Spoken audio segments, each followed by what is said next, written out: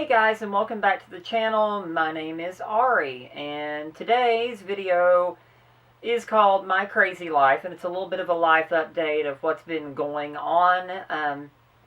I just recorded another video just a few minutes ago, actually, but aside from those, it's been a while since I've done a video, so I wanted to do an update on what's been going on since I last spoke with all of you. So let's start with early November. So November started off with a bang for me because we ended up having this major storm system that moved through my area, and I had to take off to work, to try to make sure everything was okay, and I somehow managed to ignorantly drive straight into a tornado that hit our town, one of two that hit the area here. I don't live in the town, but so that enough was crazy, and I can tell you I've had nightmares ever since. So words of wisdom, if you have something like tornado warnings going off, don't leave the house until you get an all clear, because that was one of the stupidest things I've ever done, and one I won't do in the future. But anyway, moving on to more things that are related to my transition that have happened. I have dealt with a little bit of, the only way you can call it is transphobic backlash. One of the first things that I dealt with after being publicly out, and it spreading around, of course, was someone going around to people I know making very transphobic comments about why would he want to do this to himself, and talking about things south of the belt, very inappropriate comments that I had to deal with. And I'll tell you, I thought that I was prepared for it, and I wasn't. It really hit me hard to hear people saying those sorts of things, and I came home, I talked to my best friend on the phone, I did a whole lot of crying and losing my cool at home. I was incredibly depressed. Words, that whole thing of sticks and stones may break my bones, but words will never hurt me. Yeah, that's bullshit. Because it does, in fact, hurt when people say those sorts of negative things about you. But I'm learning that you've got to be strong enough in who you are so that you can withstand those moments. Those moments knocked me back. It took a little bit of time for me to really build myself back up, because it absolutely destroyed my confidence for a while. But, I've gotten to that point to where, I have to understand, I say it in every video almost, about how you've got to be yourself, that people are going to hate you anyway. And that's something I'm learning to have to deal with myself. And it is honestly easier said than done, because you do take those things to heart when people are bashing not just, your appearance, but who you are. I tell people, and I've talked about it to a number of people since coming out, it's easy to judge when you don't understand what the dysphoria, what the depression, what the anxiety is like. I've lived with it for 30 some odd years.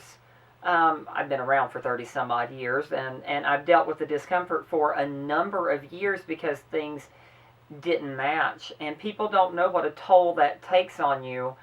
And I've just come to that point in my life to where, I'm getting close to what's probably a halfway point in life, and I'm not willing to live the second half of my life miserable. You have to be able to be yourself, and feeling like that you're an actor 24/7, that you have to play a role and be someone you're not, is exhausting. It's mentally draining, it's physically exhausting, and frankly, it's not worth it. So I just made the decision, I'm going to live for me. I'm going to try to treat people with the respect that I would want to be treated, even the people who don't treat me respectfully, because that'll change them quicker than anything else when they get to see that as transphobic as they can be and as mean-spirited as they can be, I'm not going to return it with hate.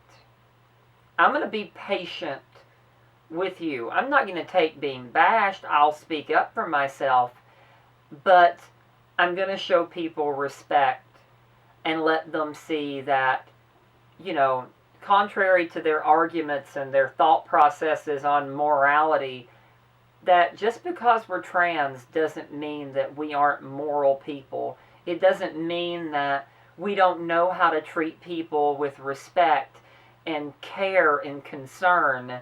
And I want them to see that side. So this part of the video is both a story time as well as, I guess, a little bit of a warning. I never had gaydar. My best friend has much better gaydar than I did, even when I was identifying as male. I never could tell. I never chose to guess. I'd been in the closet for so long, and, I first came out as gay before I was comfortable enough to come out as who I really was. And I had been in the closet long enough to where I guess I wasn't even sure of myself, so I wasn't willing to read into what other people did. So when I came out, I did something that I consider now stupid, and I'm not criticizing you if you have it, but I downloaded a certain app that starts with a G, just to see what was out there. Now, caveat, I will tell you, I have never ever met anyone off of that app. It was just somewhere that I would chit-chat and see what was out there, and unfortunately you do get a lot of really nasty things that come through that maybe you probably don't want to see. God knows I didn't. But it was just interesting to me to see, in these tiny communities that I live in, that there are more, LGBT people around, because they're not always visible.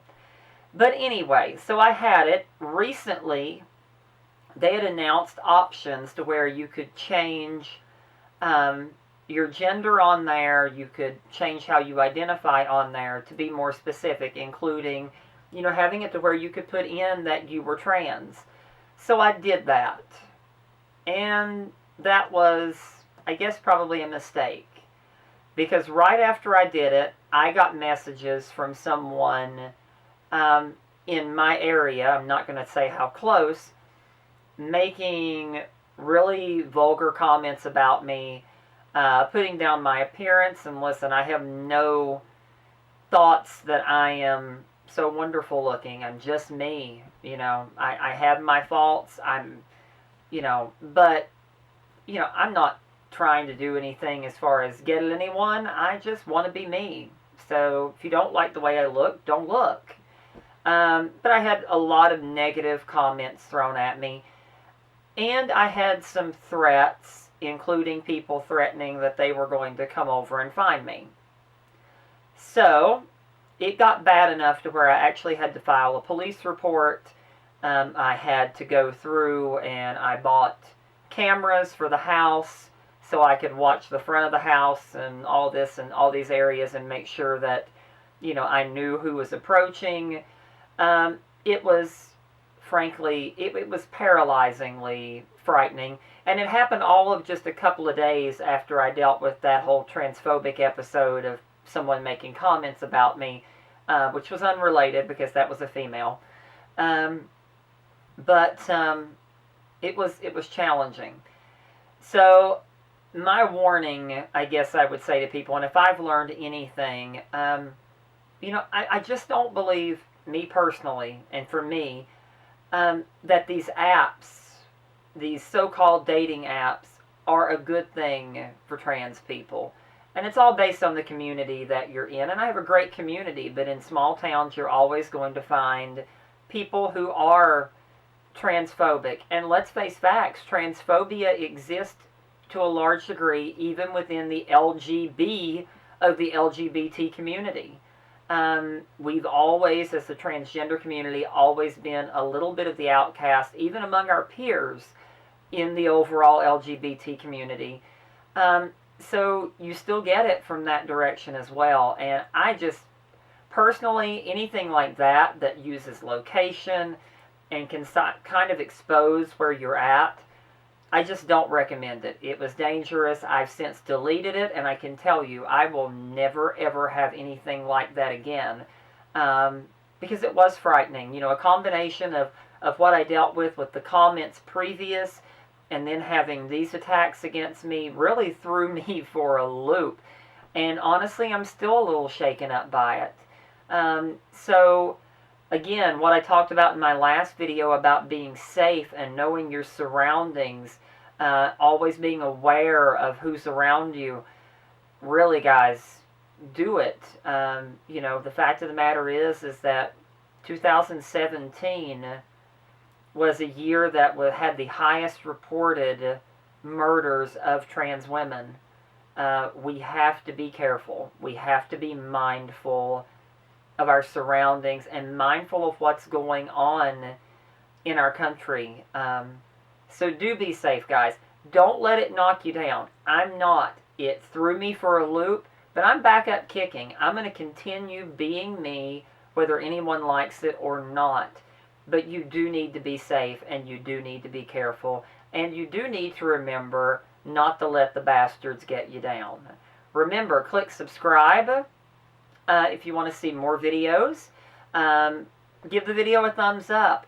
Share some of in the comments, you know, a couple of things I would love if you could share in the comments, both what you'd like to see in the future from the channel, and also tell me about some things, you know, the times that you've encountered transphobia and how it is that you deal with that and you process that, and how do you manage to build yourself back up or to not, you know, live in a state of fear. Share those in the comments. Please click subscribe for more videos, and I guess that's pretty much it.